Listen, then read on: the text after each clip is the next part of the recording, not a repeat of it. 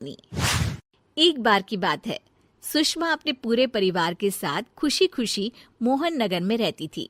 उसकी 2 बहुएं थी, पल्लवी और शिवानी। एक दिन दोनों बहुएं रसोई में काम कर रही होती है कि तभी उनकी सास सुषमा उन्हें बुलाती है। अरे बहू, जरा इधर तो आना। शिवानी, जरा जाकर देखना सासू माँ क्या कह रही हैं। दीदी आप ही देख लो ना जाकर, आपको भी तो सुनाई दे रहा है। अरे मैं आटा गूंद रही हूँ ना, तुम चली जाओ। हाँ तो मैं भी तो सब्जी काट रही हूँ ना दीदी। अरे बहू जल्दी आओ। ओफो, ये तो जाएगी नहीं। मैं ही जाकर देखती हूँ कि क्या करना है। पल्लवी सुषमा के कमरे में जाती है। जी मम्मी जी, क्या हुआ? शाम को घर पर कुछ मेहमान आने वाले हैं, तो तुम अच्छा सा खाना बना लेना बहू।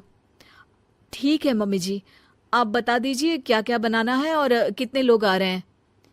सुनील की मौसी जी और उनका पूरा परिवार आ रहा है। कुल मिलाकर 3 लोग और हमें मिलाकर हुए 9 लोग। तो अभी से ही तैयारी करना शुरू कर दो। और हाँ, घर की सफाई भी कर देना, हाँ, अच्छे से।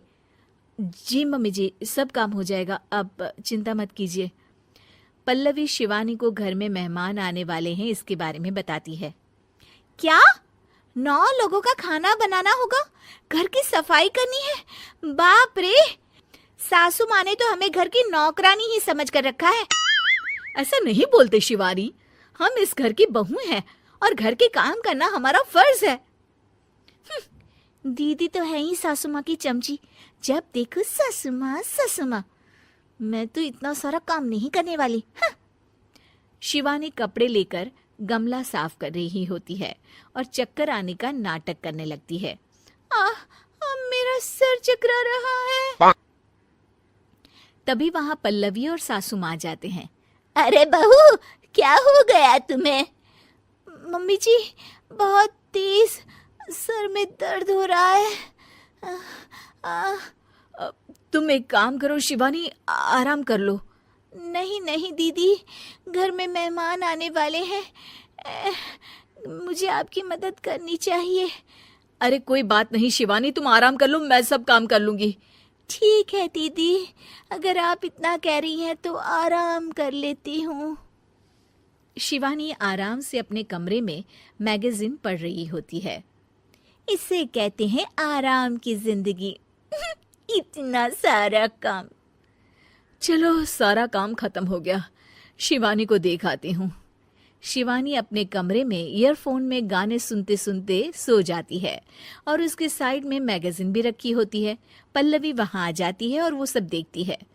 ओहो, तो मतलब सब काम चोरी का बहाना था। अभी बताती हूँ इसको। घर का सारा काम मुझे करना पड़ा और ये महारानी यहाँ मैगजीन पढ़ रही है, गाने सुन रही है। पल्लवी रसोई से एक प्लेट और चम्मच लेकर आती है और शिवानी को थाली बजाकर उठाने लगती है। शिवानी अचानक से उठती है।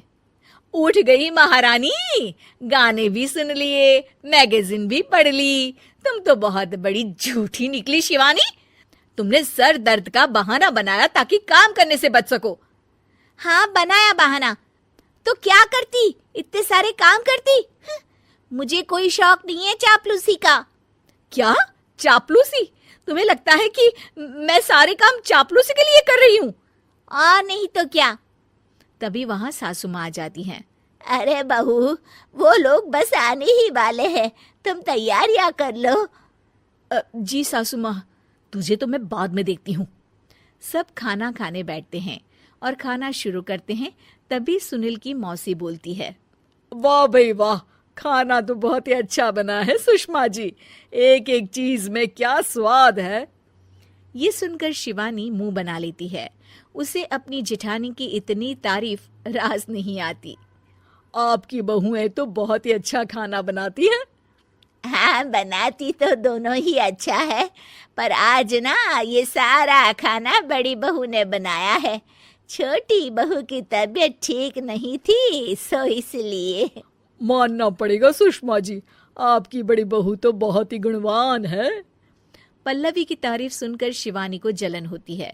पल्लवी ये सुनकर खुश हो जाती है और शिवानी की तरफ देखकर उसे चिढ़ाती है। कुछ देर बाद मेहमानों के जाने का वक्त हो जाता है।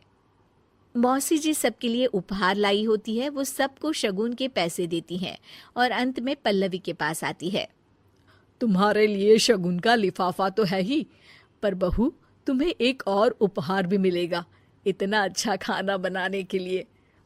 मौसी अपने सोने के कंगन निकालकर पल्लवी को पहना देती है।